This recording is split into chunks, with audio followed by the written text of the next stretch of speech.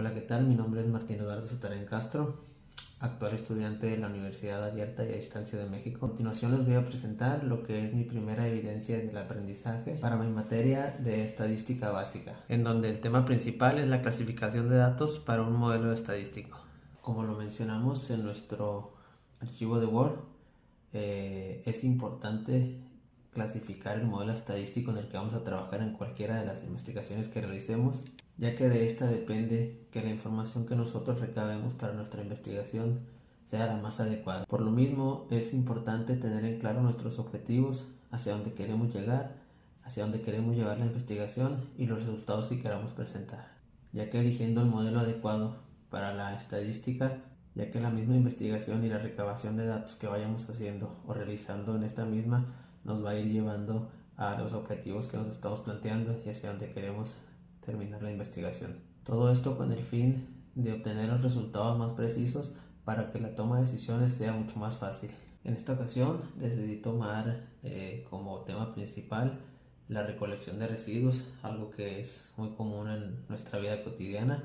La empresa que vamos a investigar o en la que llevamos la investigación es un caso ficticio, es algo que inventamos para poder llevar a cabo nuestra investigación, en donde nosotros mismos colocamos algunos datos, algunas imágenes y alguna información que estuvimos recolectando en la web para poder llevar a cabo esta investigación. Decidí hablar un poco de la recolección de residuos y los diferentes tipos de recolección que las empresas dan, ya sea municipal o privada, y los diferentes tipos de servicios o las diferentes unidades que se utilizan para recolectar estos residuos. Platicamos por ahí un poco lo que es el manejo de los residuos, cómo se llevan y cómo se transportan de un lugar a otro, con qué fines se transportan, muchos para destrucción, otros para reciclaje y otros como combustible. Esto con el fin de meternos en contexto ahí con un poco con lo que es la recolección de residuos en la vida cotidiana. En esta ocasión la compañía empezó a notar unos consumos de combustible un poco elevados en algunas de estas unidades, en donde se tomó como principales factores de la investigación ver cuántos kilómetros habían recorrido las unidades, ver cuánto combustible había cargado cada unidad, qué operador era el que había conducido esta unidad, los rangos de edad de los operadores y el grado de estudio de los operadores. Recordando que es algo ficticio esta investigación, y pueden ser muchos otros más factores los que influyen en el consumo de combustible de estas unidades, nosotros quisimos tomar únicamente los más importantes. Realizamos una tabla con la clasificación de los datos que nosotros recabamos y con esta misma realizamos algunas gráficas para demostrar la variación de los consumos de combustible, la variación de las horas que trabajan los operadores, la variación de los kilómetros que recorren los operadores y la diferencia de edades de los mismos. Recordemos que las compañías de transporte tienen como principal gasto pues el combustible, es lo que los mueve, entonces es un recurso que se tiene que cuidar de manera eficiente. Vamos a mostrar un poquito más de tiempo por acá, por este lado, la tabla de datos para posteriormente mostrar las gráficas. Aquí podemos observar la tabla, vamos a dejarla unos segunditos.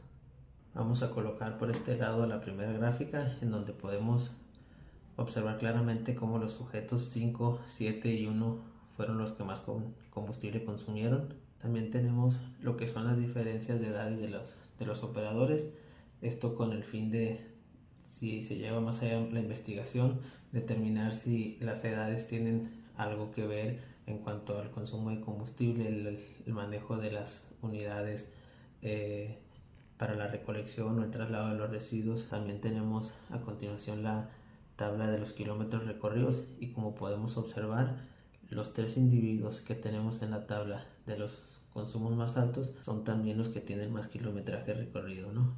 Entonces de aquí podríamos hacer una comparativa y sacar un promedio de si en base a lo que recorrieron están consumiendo la cantidad adecuada de combustible para lo que están recorriendo las unidades. Entonces posiblemente el consumo alto de combustible de estas unidades tenga mucho que ver con los kilometrajes más altos en nuestra gráfica.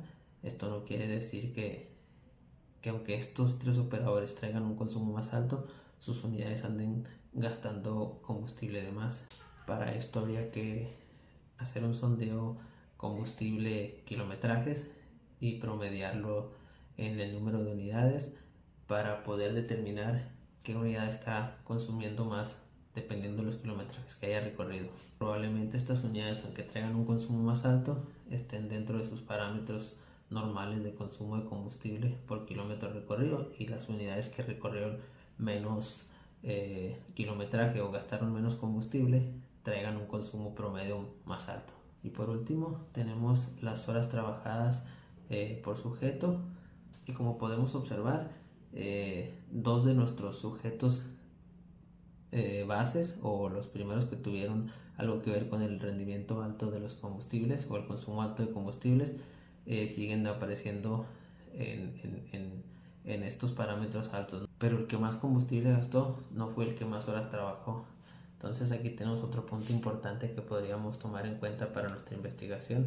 Únicamente con estos 4 escenarios o estas 4 gráficas que nosotros colocamos en nuestra tabla de datos, tenemos un mundo de escenarios de donde echar mano para poder seguir desmenuzando información, para sacar promedios, para poder determinar de cualidades cuál operador está más apto.